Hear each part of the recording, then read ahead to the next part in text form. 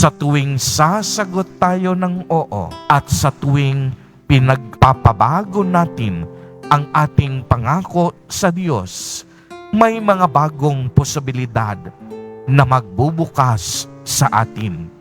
Laging idadaan ng Diyos ang kanyang mga biyaya sa atin upang tayo'y maging liwanag at tinig niya sa mundong ito.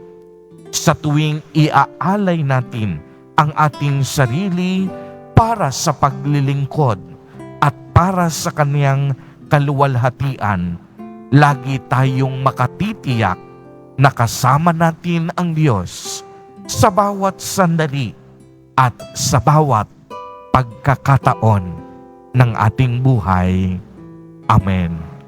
Purihin at dakilain natin ang ating Panginoon, ang mahal na poong Jesus Nazareno.